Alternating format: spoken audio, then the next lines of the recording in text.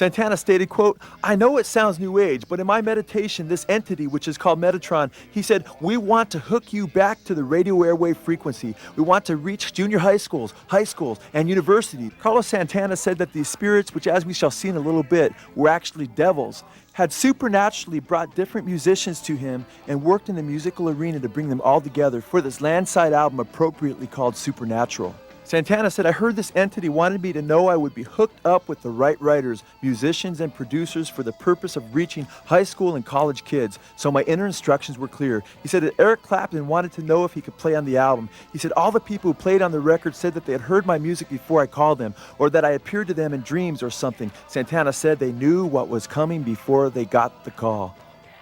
Santana admits that he is channeling music from the same spirit entities that used Jimi Hendrix, who himself claimed to be demon-possessed. He said, quote, "There is an invisible radio that Jimi Hendrix and Coltrane tuned into, and when you go there, you start channeling other music." Santana told Rolling Stone magazine, quote, "You meditate and you got the candles, you got the incense, and you've been chanting, and all of a sudden you hear this voice, write this down." Santana described receiving information from the spirit world like a human fax machine. He sat me down and he told me that he had done his meditations and that he had spoken with his wife and that he had spoken with the angels, and they had come to him and they had told him that this is what he needs to do. Santana's angels are really devils who are using Santana to communicate Satan's age-old lie that we are gods. Like, yeah, okay. Yeah, I want to get tapped into what he's doing. And what you're going to see with regard to Jimi Hendrix is that not only did he admit to being demon-possessed, but he admitted that his music had just come out of him and that it affected other people because these demons were using his music. And Jimi Hendrix, even decades after he died, Rolling Stone put him on the front cover of one of their magazines and touted him as the greatest guitarist of all time. He's still regarded that way. And in VH1's countdown of best artists, he made the top 5. But what you're about to see is that Jimi Hendrix was really not Jimi Hendrix. The power of Jimi Hendrix was a demon spirit, or more than one demon spirit, using him and channeling music through him, even as we saw earlier with Carlos Santana, who spoke of channeling the same music that Jimi Hendrix does. Let's check out this clip and see what happened in the 60s through music.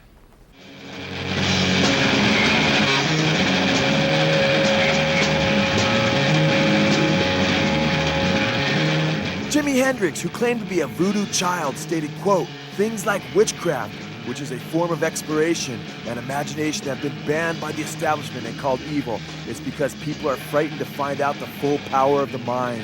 The satanic powers Hendrix unleashed through his music, though, were absolutely destructive. Jimi Hendrix opened himself up to demonic beings who used him to initiate the hippie youth into the counterculture revolution. Alan Douglas, the executive curator of Hendrix's musical estate, admitted his spirit possession. Now, one of the biggest things about Jimmy was what he believed, and he believed that he was possessed by some spirit, and I got to believe it myself, and that's what we had to deal with all the time. And he was very humble about discussing it with people because he didn't want people to feel like he was being pretentious and so on, but he really believed it, right? And he was wrestling with it constantly. Jimi Hendrix's live-in girlfriend, Fane Pridgeon, also spoke of Hendrix's admission to being demon-possessed and related his demon possession to the reception of his music. He used to always talk about some devil or something was in him, you know, and he didn't have any control over it. He didn't know what made him act the way he acted and what made him say the things he said, and songs and different things like that just come out of him, you know. But at first I used to think it was a cop-out when he had really done me in, right? And he'd say, "I don't know what come over me, you know, I really can't understand it." And, you know, he used to just, you know, grab his hair or something, or put his hand, or stand in the mirror, or cry or something. Oh, Lord, it was so sad when he would cry. Maybe he was the first man, or maybe the only man that I've ever seen cry, you know, but it just killed me when he cried, because he felt like, it seems like to me he was so tormented and just torn apart, and like he really was obsessed, you know, with something really evil, you know. And he said, you know, like, you're from Georgia, you know, he said, I should know how, you know, people drive demons. He actually thought about, you know, if we ever go, because I used to talk about my grandmother and all her weird stuff, you know, and he used to talk about us going down there and having some root lady or somebody see if she could drive this demon out of him. Make a whole lot of money. Gonna be big, yeah. Blues master B.B. King said, quote, "As a musician, Robert Johnson had it all." I think he's the greatest folk blues guitar player that ever lived, and the greatest singer, the greatest writer. You know, you think you were getting a handle on playing the blues, and then to hear Johnson, you say, whoa, there's a long way to go yet. It's still the most powerful cry that I think you can find in music of the human voice. Blues master and Johnson's mentor, Son House, said of him before Johnson's transformation, "He'd sit at our feet and play during the break, and such another racket you've never heard." Son House said he made the audiences mad with his racket. Son House went on to say of Johnson before he made his alleged pact with Satan that he was a talentless and even an irritating guitar player. But he followed me and Willie around on Saturday night, Willie Brown. And every time we stopped for rest and sit at a little guitar over in the corner or something and go out to catch air, get the guitar and be trying to play it and be just noising the people, And the folks would come out and say, "Why don't some of y'all go in there and make that boy put get that thing down? He running us crazy." Finally, he left. He run off from his father and mother. And he went over in Arkansas or someplace. Well, he was gone about 6 to 8 months. It was during this period of 6 to 8 months that it is said that he made his pact with Satan on the crossroads of Highway 49 and 61 in Clarksdale, Mississippi. It was at these crossroads where the legendary experiences of Johnson trading in his eternal soul for temporary fame was said to have taken place in Clarksdale, Mississippi. Well, they say he sold himself to the devil, and that's what they say. I heard a lot of people say that he sold himself to the devil, went to the crossroads and all that. But after Johnson's alleged pact with Satan, everything changed as Johnson went from being the worst blues guitarist in a matter of months to the best. Some musicians who knew Johnson claimed that Johnson himself admitted that he sold his soul to Satan. He said he done that, went to the crossroads. I was up this morning. Son House said that when Johnson returned after 6 to 8 months, everything changed as Johnson was transformed almost before their very eyes. Then he come back. When he come back, me and Willie Brown was playing out to him, and he walked in. He said, can I hit a lick or two? I said, "Nah, don't come back with that, Robert." I said, "You know the people don't want to hear that racket." He said, "Let them say what they want to say. I want you to see what I learned." Son House said when he finished, all of our mouths were standing open. They couldn't believe what they were hearing. Son House declared emphatically, quote, "He sold his soul to the devil to play like that."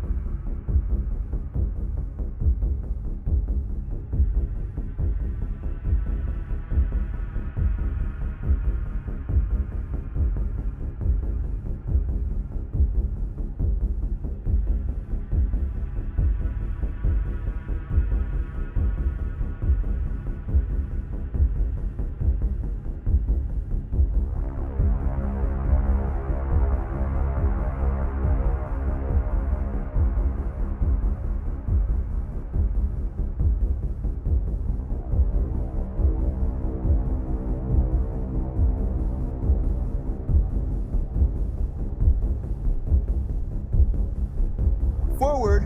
Your stairway lies on the whispering wind. and your stairway lies on the whispering wind. Backwards it says, 'cause I live with Satan. Listen carefully.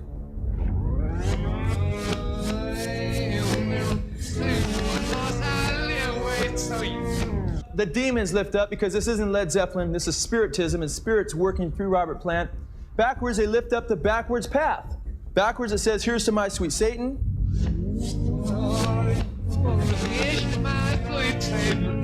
Did you hear that? Listen carefully. It says, I want to live it backwards, like the Zepp, whose power is Satan.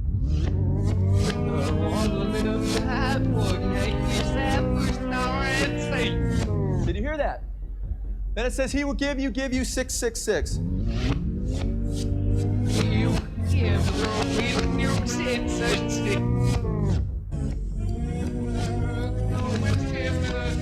Raise your hands if you heard that. Okay, it's quite obvious and it's quite clear.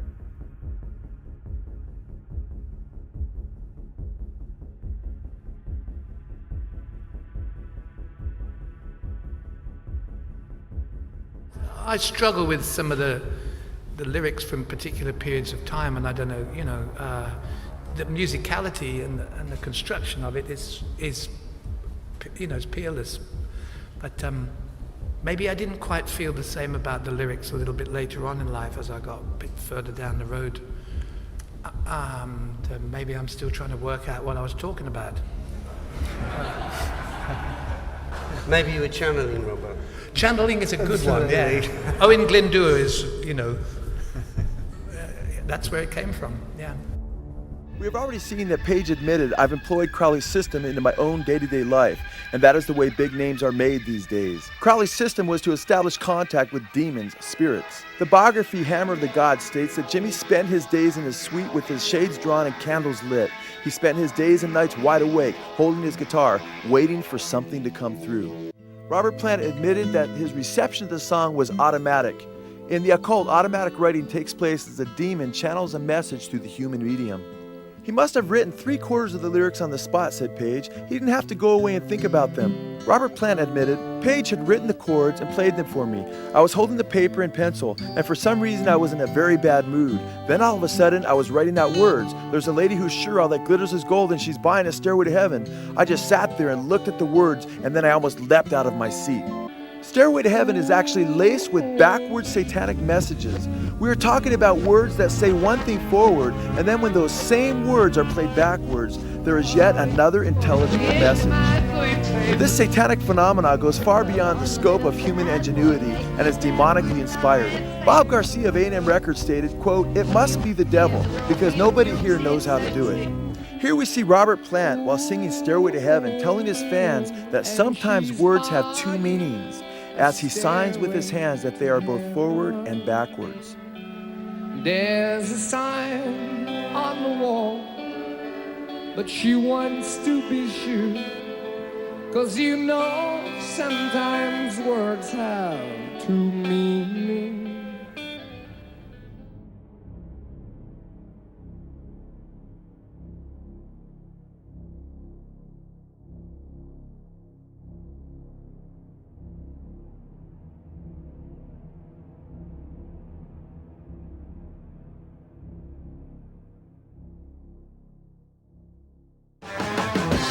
The rock group Led Zeppelin came crashing down after the sudden and unexpected death of their drummer, John Bonham. Zeppelin, who sang about having hellhounds on their trail, met with many bizarre tragedies before their ultimate demise. In 1975, both Robert Plant and his former wife, Maureen, were severely injured in an almost fatal car accident in the island of Rhodes. Rock journalist Gary Herman, in his book Rock and Roll Babylon, noted the strange course of events that had come to be known as the Zeppelin Curse, picking it up in 1976. He stated, quote, it is certainly true that Led Zeppelin as a group have had a peculiarly tragic record of untimely death and severe accidents associated with themselves and their entourage. In 1976, Zepp associate Keith Harwood died in mysterious circumstances. Keith Ralph, formerly of the Yardbirds, which formed the nucleus of Zepp, committed suicide, and the wife of Zepp's road manager, Richard Cole, also died. In 1977, Robert Plant's 5-year-old son, Carrick, died of a virus infection while the group was touring in America. He states that Philip Hale, a photographer, friend of Jimmy Page's, died at one of Page's homes after ingesting too much morphine, cocaine, and alcohol. And in 1980, at another of Page's houses, John Bonham met with his untimely end. Bonham, Led Zeppelin's drummer, like Jimi Hendrix and Bon Scott of AC/DC before him, choked to death on his own vomit. According to coroner's reports, he had consumed the equivalency of 40 measures of vodka. Many of the tragedies that had befallen Led Zeppelin were in fact self-inflicted. After doctors referred to the infection that took Robert Plant's son Carrick as being strange and very rare, Robert Plant later said, quote, "Why do these terrible things keep happening? What the blank is going on?" One disc jockey from Detroit believed that all these tragedies were a no-brainer and provided Plant with what he believed to be the obvious answer. He stated, quote, "If Jimmy Page would just lay off all that mystical, occult stuff and stop unleashing all those evil forces." Jimmy Page sought to evade what was becoming known more and more as the Led Zeppelin curse by saying, quote, "A lot of negative things have occurred recently, but tragedies happen." The London Evening News ran a headline declaring Zeppelin's black magic mystery. The article reported, quote, "An unnamed source close to the group commented, quote, 'It sounds crazy, but Robert Plant and everyone around the band is convinced that Jimmy's dabbling in black magic is responsible in some way to Bonzo's death and for all those other tragedies. I think the 3 remaining members of Zeppelin are now a little afraid of what's going to happen next.'"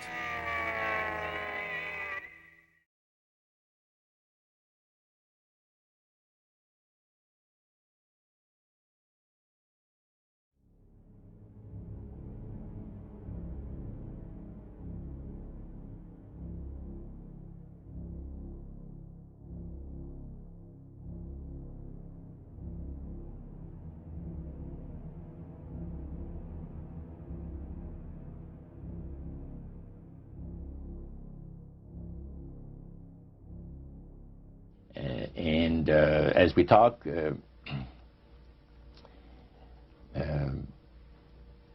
band leader says, "How long have you fellas been involved with sorcery?" And he shocked us a little bit. And I said, "Exactly what do you mean?" "Well," he said, "you know, what you people are doing, talking to the supposed spirits of the dead." He says, this is silly."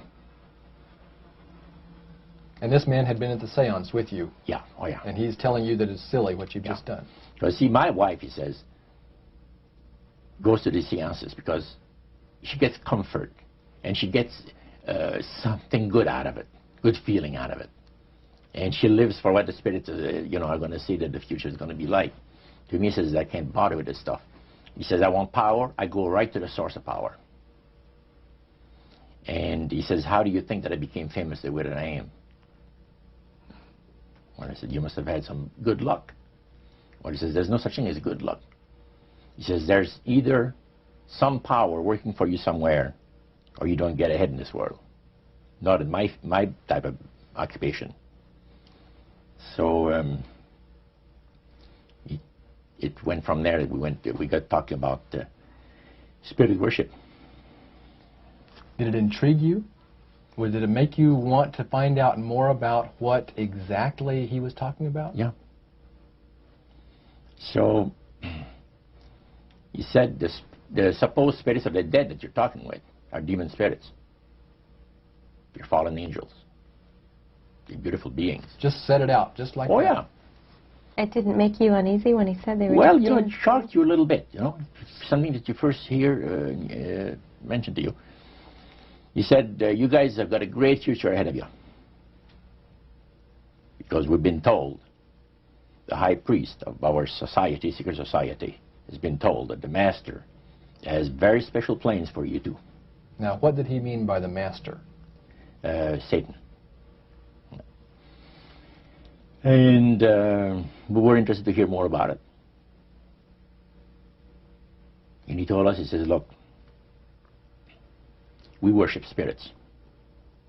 We worship Lucifer and all his angels. They're just as beautiful as they did before they were cast out of heaven." He says, "There was a misunderstanding in the whole thing," he says, "among the inhabitants of the galaxies." And he says, "Our master was misunderstood." Your friend, George, took you and Roland to this mansion where people worshipped the demons. Mm-hmm. What was it like there? What kind of people were there? Well, it was a big surprise for me, as I kind of made up in my mind an idea that they were going to be rough-looking characters. But as we entered the place, I was amazed to see that they were all very well dressed, well-mannered, and that a lot of the people, as we were being introduced to people, were professionals, doctors, attorneys, a lot of business people. And see what they had? They had a praise session to the gods, which is the spirit counselors, which are in charge of legions of spirits, of demon spirits. And they talk about what the Lord of their lives has done for them. The medical doctor that was telling us how he was making operations that had never been made before because people had to be awake, have no feeling. He was able to, carry on the surgeries that had not been done before. But the spirits would give that capacity to be able to operate without people feeling any pain and things. And also without no problem with the blood, because as he would cut his incision, because his incisions, everything open and with no blood running. So he could do the work that has not been done before.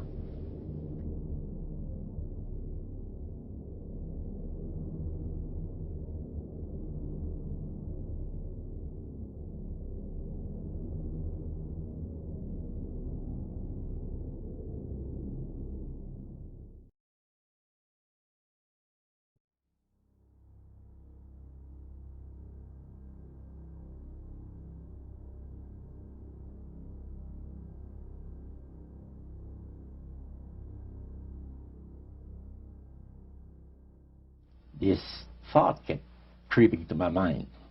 Just how far you go with these spirits before we start paying the price. See? So it made you just a little bit nervous. Oh, yes. But yet you kept going back. Oh, there was no way out. Because that's what we're told. You knew at that time. Yeah. So you were moving forward more on fear. More on fear, yes. Because the high priest said that the master had special plans for us in our lives. And that no one ever went into the society unless they were invited by the spirits. See, so that was made very clear.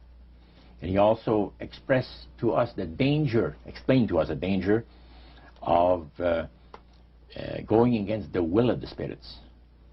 You were chosen by high-powered demon spirits to be a part of their human, special, privileged group. You see, these people in Montreal, the society, like the priest mentioned, there's thousands of spirit worshippers in only different societies of spirit worshippers in this world. But he says we are the elite. We know the real truth about the master and his angels. Hi guys, happy Halloween. We're going to try this again. Didn't work out too well last time. I'm a bit like this though. If you didn't see what happened last time, I'll annotate to it up there somewhere. 1, 2, 3.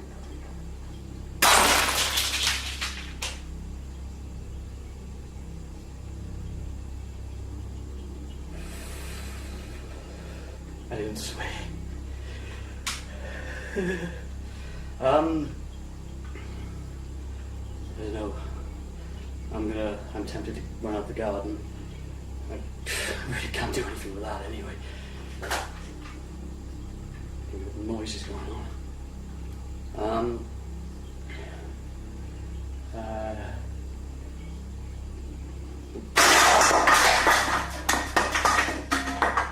All right.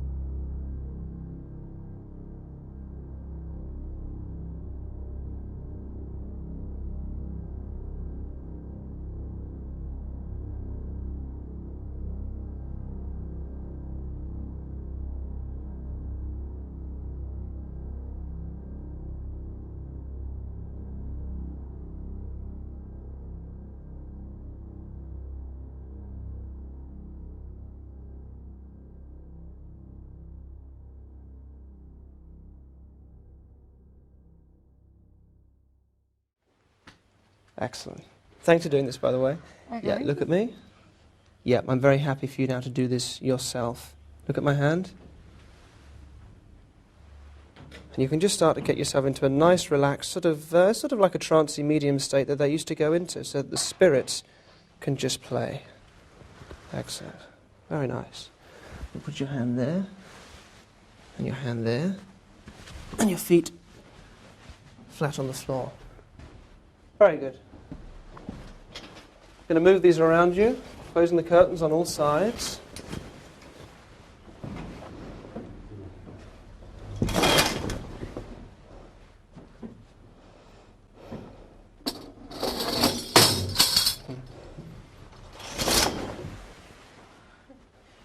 I want you to remain in the state. Just tell me, did you move the tambourine then? No. Did you touch anything? Mm-mm. Did you even move? No. No.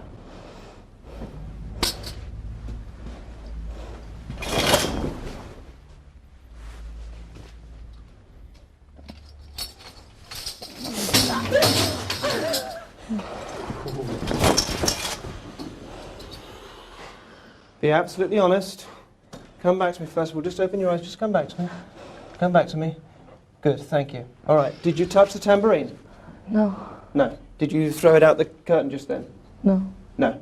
Sure?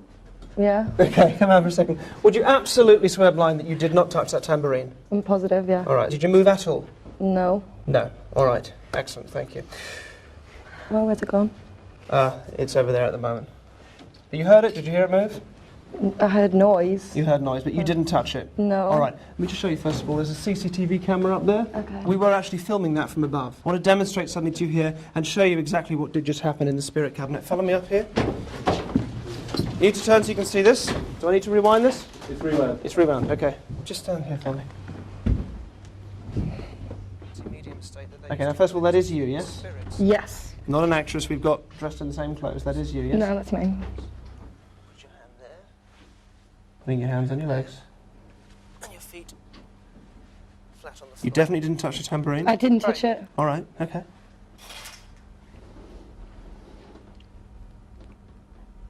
I didn't do that.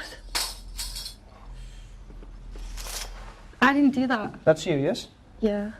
Did you pick it up and throw it out? No.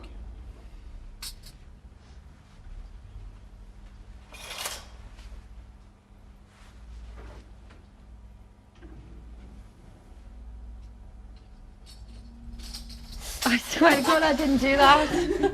I didn't do that. How does that feel then, watching that? Confusing. But that is definitely you? Uh-huh. Yes? Yeah. But I didn't. Honestly, I didn't touch it. All right, have a seat for a second. It is weird and it is unsettling. It's unsettling because your mind can play this trick on you and make you do things that you've got no awareness of. This is what used to happen in many Victorian seances. The medium would produce phenomena which were fraudulent.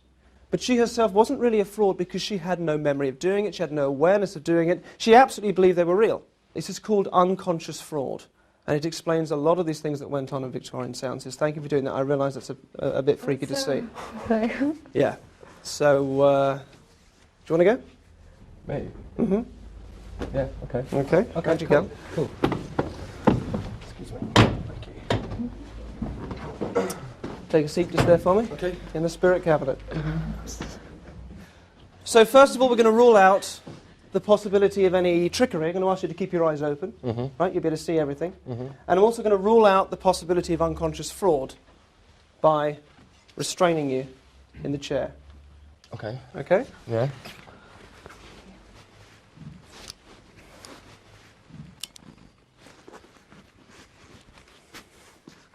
Okay, no trickery. You keep your eyes open. No unconscious fraud.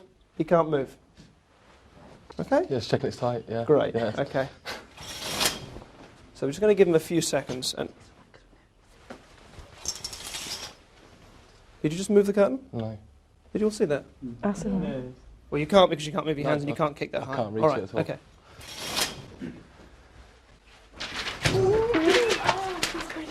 Oh, God. Okay, hang on. You've broken it. What happened? I don't know. I just needed to get out. I don't feel right. That's really weird.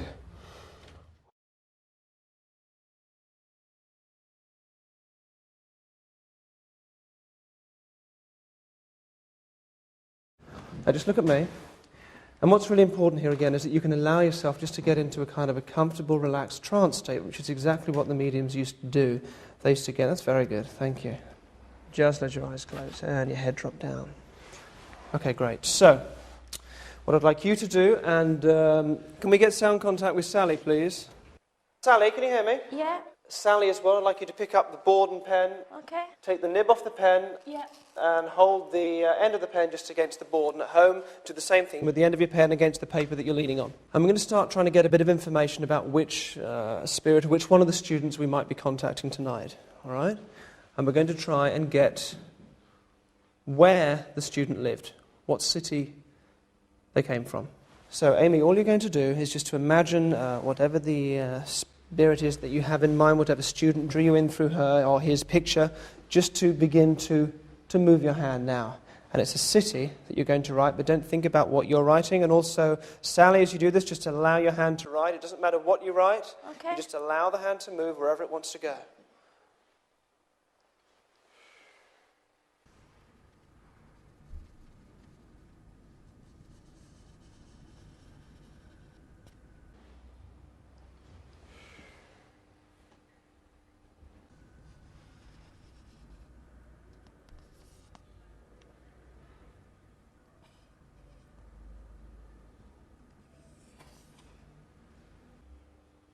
Okay. Can the camera come in and see this, please, Jono?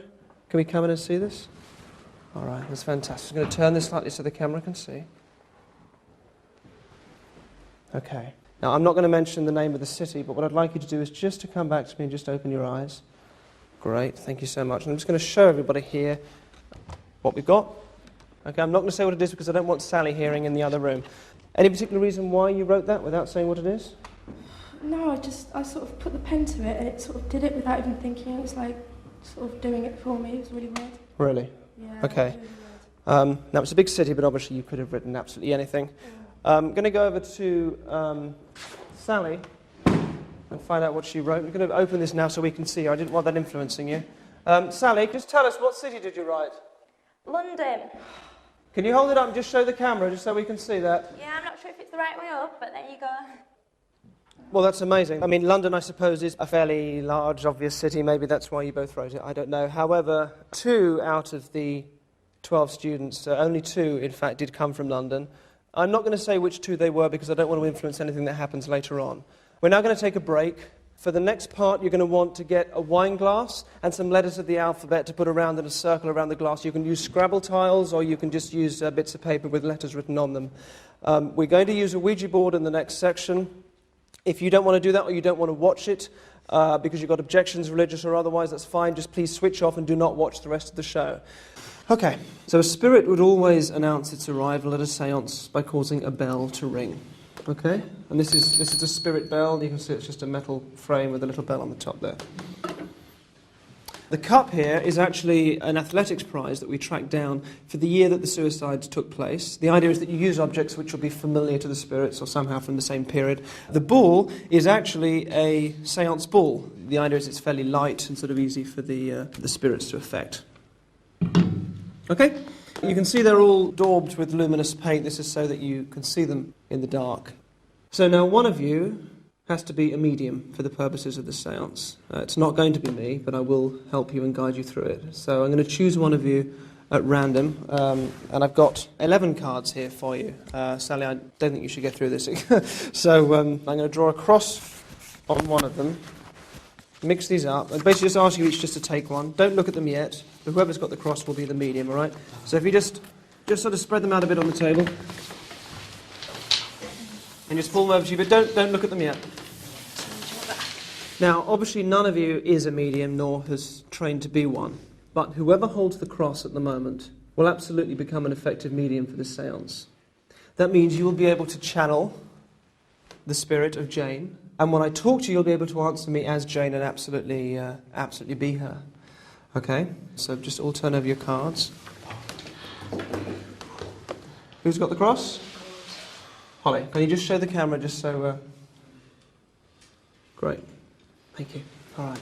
So, Holly, basically, Jane will be able to come through you. I'll talk you through it, and then at a certain point I will say, Jane, are you there? Jane, can I speak to you? And at that point, you're just going to let her come through. You happy doing that? Yep? I think so. Okay, all right. This is the time for the camera crew to leave, so I'd like you guys to go, which will leave just us alone in the room with remote control cameras, night vision cameras that are around the room, all right? Okay, thank you. Okay, I'm going to ask you all to join hands with the people on either side of you, so do that now. Okay.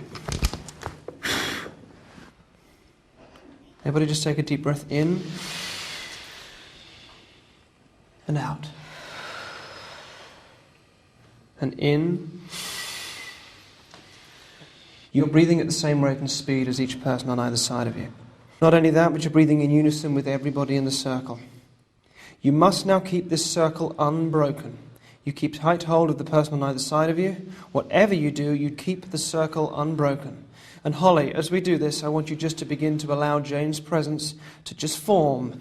You'll be able to do this brilliantly, and you just let that start to come to the surface now and just feel that in there.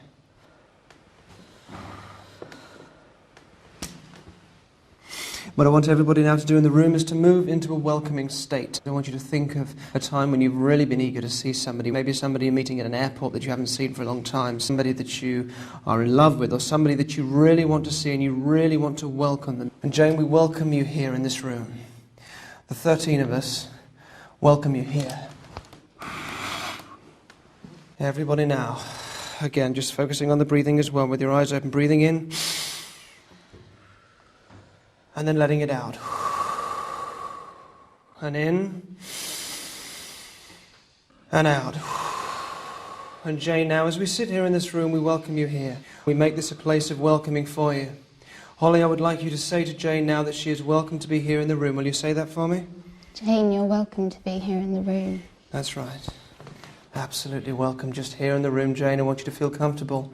And I want you to make your presence felt by moving the cup for us. Holly, I want you to ask Jane to show her presence by moving the cup. Jane, show your presence by moving the cup. Just be present here in the room, Jane. Be here amongst us. Be welcome here. And just moving the cup, Jane, just to let us know that you're here and feel welcome in the room.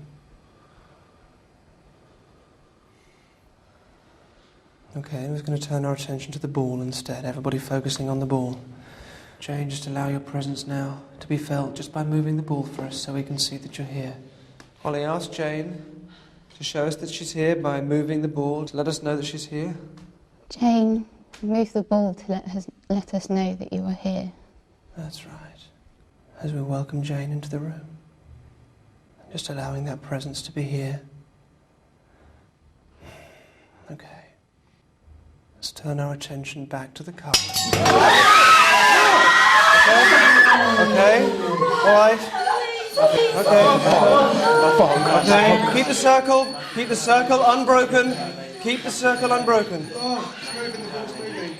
Keep the circle unbroken. Keep the ball moving.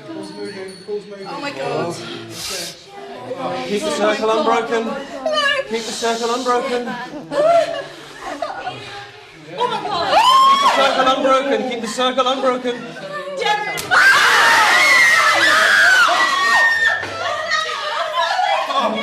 Jane, talk to us now. Be here. How old are you? 6. Jane, what can you see? What are you aware of? There's lots of people around. And what are they doing? They look like they're having fun. So I'm going to let you go now. Is that all right? That's fine. Thank you, Jane. You can go now. Go now, Jane. Thank you.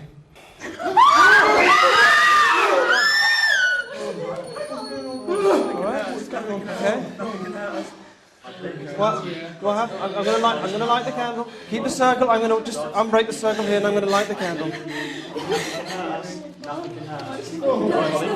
you okay, Richard? Everybody all right? Hang on. Nothing can hurt. Nothing can hurt. Okay. Hang on.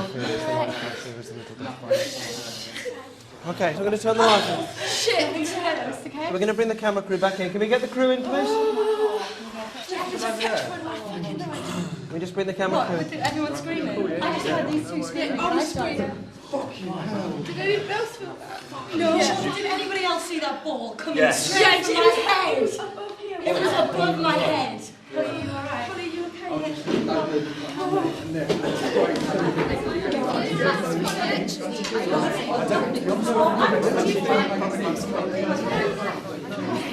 Okay, I want to ask you individually things about what you were feeling, all right? Because it's really important as well that we know that. So, Holly, what were you just saying? I could tell there was movement in the darkness. There was something moving round in front of me, and it was like it was bouncing off these two and coming back into me. And what about because I asked you some questions, or asked Jane some questions through you, as it were, during that. Those answers that you were giving, I mean, where were they coming from as far as you were concerned? No idea. No idea, okay. See? So you know Holly a bit. What was that like, knowing her and being next to her and feeling that? It wasn't even her voice. Yeah. And it was just like, it was just so strange, and she was like rocking, and it just wasn't her, and that was what scared me the most. It just wasn't her at all.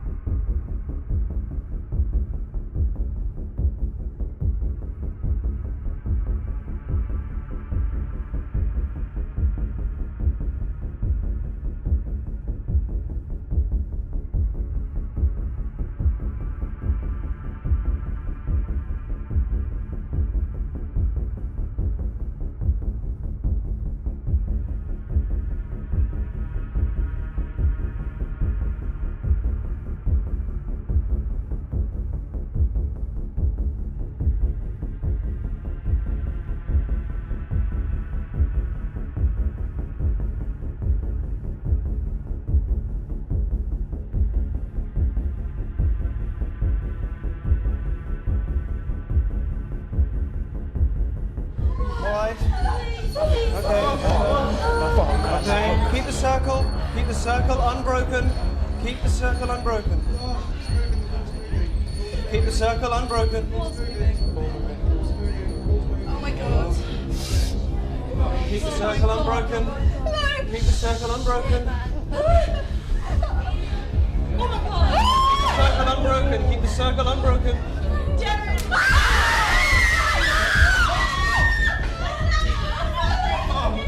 Jane, talk to us now. Be here. How old are you? 6.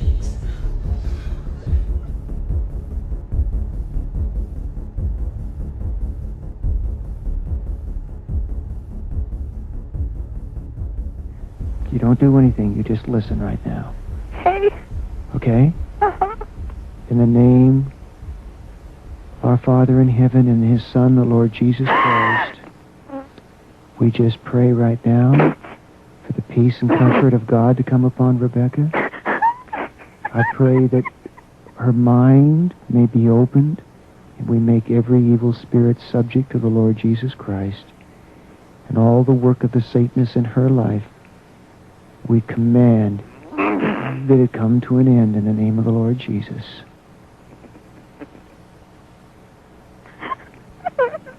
And we pray right now for the love of Christ to come to where she is right now and to overshadow her life.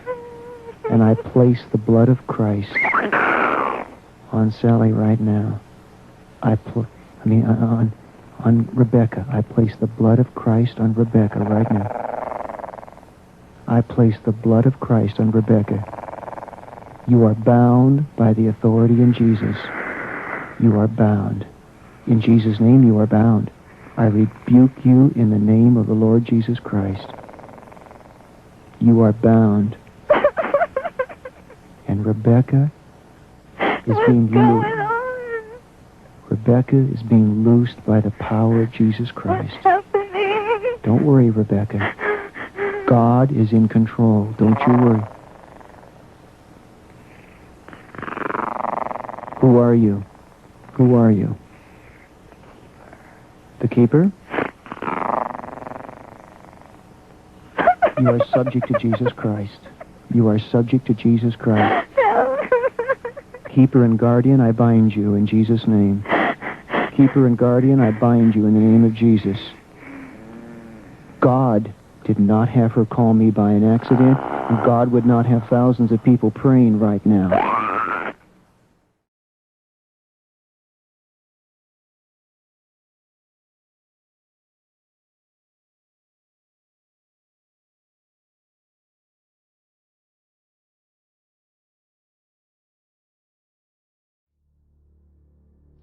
Well, it wasn't too long that the priest mentioned to us that the time had arrived for us to start trusting the spirits and give the spirits a chance to work for us.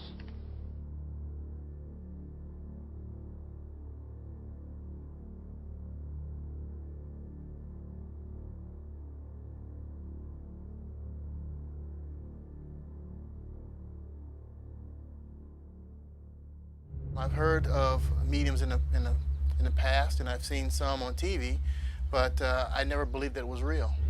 And the cancer, was it up in this part of her body? Yes. Because here is where she showed me the cancer's all here. My sister passed away of breast cancer, and she had mentioned early on that that she's seen something or felt something within the chest. Right now, she's just counting on you to send her love. Tell everybody you've heard from her, and the suffering is over. All right. Oh, one other thing. Whose name starts with an L? She's telling me she's with her, Louise. The chances of her knowing or even coming close to this person, Louise, which is my cousin, my sister and my cousin were extremely close. That was an experience that I'll never forget, for sure. One other name she mentions is May, M-A-E, is there. Conchetta mentioned the name May, and she actually spelled it out, M-A-E. And at the time, I had no idea of who she could possibly be talking about. When I went home, I talked to my wife about my experience, and she indicated her stepmother had recently passed away within the last 12 months, and her middle name was in fact May, M-A-E, and her first name was Annie.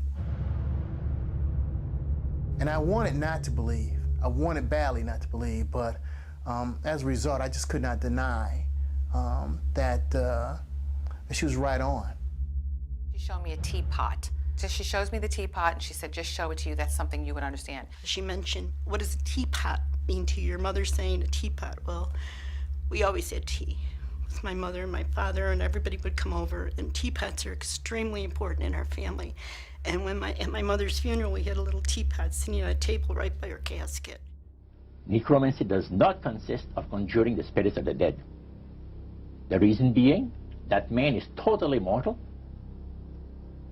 and does not possess an immortal soul. So who are they talking to? He says the friendly demon spirits that have always found over the centuries great delight in impersonating in apparitions departed loved ones and persons of great renown. You came up with names a lot of times. Yeah, well, that's them. They came up with names. I get the credit for it, but they're really the ones who are so amazing. Oh, you're amazing. That makes me very happy. But if you walk away with anything today, I don't want you to walk away with saying, I'm amazing. I want you to walk away saying, my family's not dead. Your mother is with other people, lots of them, tells me that she's so proud of you. She said something about a car. Did you just get a car? You did. She said, good luck with the car, baby. She saw you there. She's telling me she's in the car. She says something about it having something in it. I'm not quite sure. Do you have something of your mother's in the car that you keep there? Oh, good. That's why she's saying it then, because she says, I see the car, see what you keep in there. And she also says to tell you that you, when you were born, I don't know if you were the first girl or the twin. Oh, then you came out first? That's why. So you have a twin sister? Yes. And you were the first one to come out? Yes. That's why she's saying it. Anyway, she's telling me she can breathe again. She couldn't breathe at the end.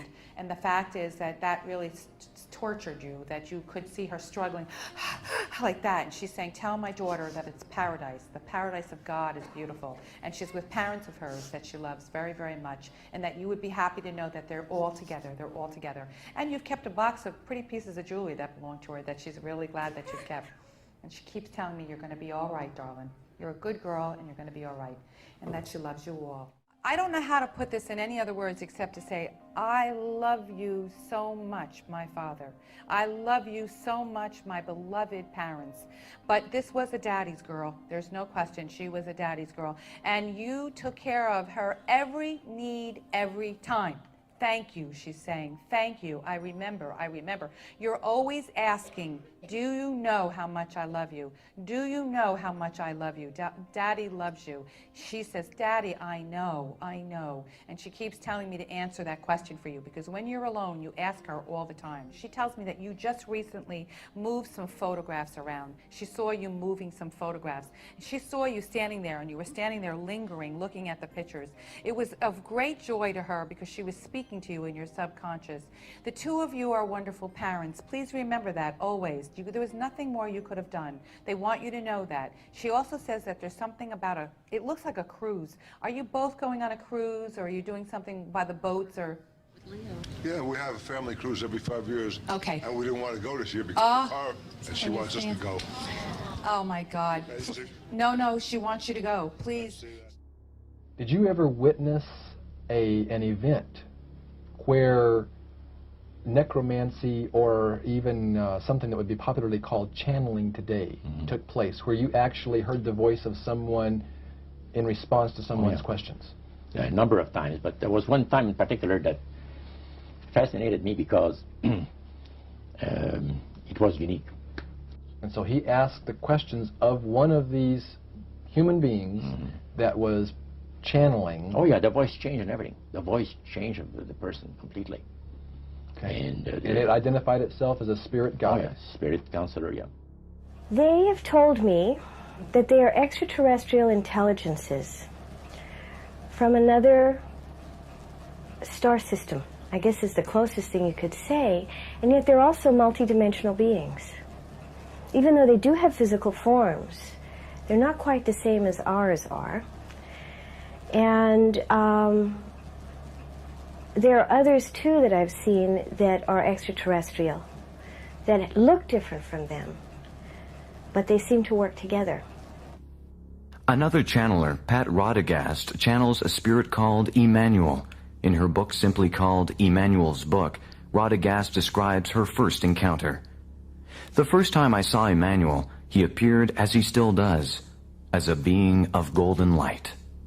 And they always praise the great master, Satan, as a super intelligent being that he is, beautiful to behold, and if he ever appears to you, you won't be able to look upon him because it'll be too bright.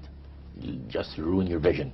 The high priest said he was in Chicago, and the spirit appeared to him, and he said the angel was so bright that he could not look upon him.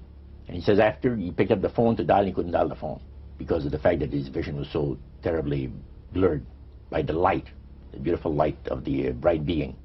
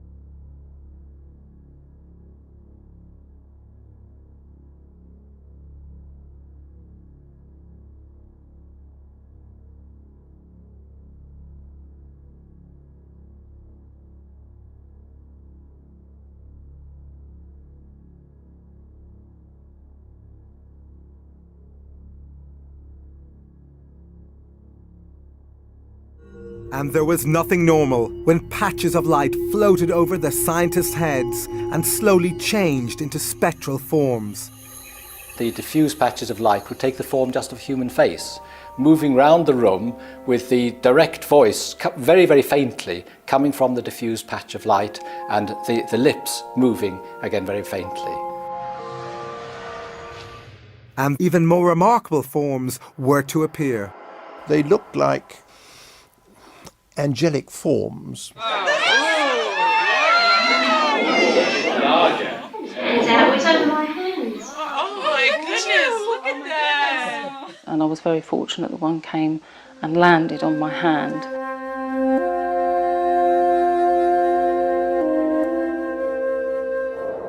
These were great experiences, you see. Again, I must stress, it changes your paradigm. You go in thinking none of this can be true, but after experience, after experience, after experience, it gradually dawns on you, hey, there's something going on here that we can't explain by normal scientific laws, but which nevertheless exists. While it was recording, nothing unusual was seen. But when the tape was played back, these remarkable pictures appeared. We had images on the video, sometimes of what looked like a tunnel of light. Other times spirit faces were coming towards us.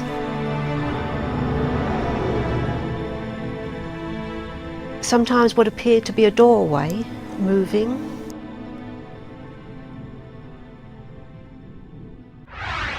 Skeptics claim these images were created by video feedback, occurring when a camera records its own output. But scientists have ruled this out. Video feedback doesn't produce this kind of result. As to what these extraordinary pictures represent, we can only guess, since their meaning was never explained to the Skoll group. This video, also totally unexplained, appears to be a ghostly face with moving eyes. Later, a few video experiments were attempted in full light. Again, nothing unusual was seen during the recording. However, on playback, this unworldly figure appeared.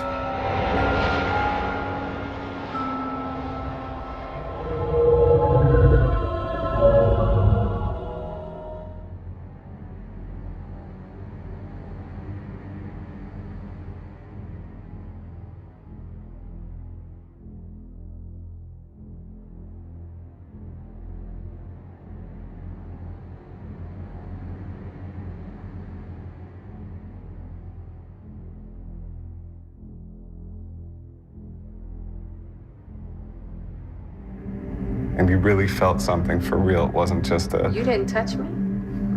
They were... No. Somebody touched my shoulder. David? He touched my shoulder while your eyes were closed. Out of your purse? Preferably rabbit, bunny, Shetland pony. Oh, there is literally nothing in it. Well, actually... That wasn't in my purse, oh my God! Tight. Say, tight. Say a number from 1. Well, think of a number from 1 to 20. Yeah, got it. 17? Here, I got a present for you. Was it 17? Right, it was 17. Yeah. But I have a present for Mr. President. It's a... Oh, God. I took my watch off.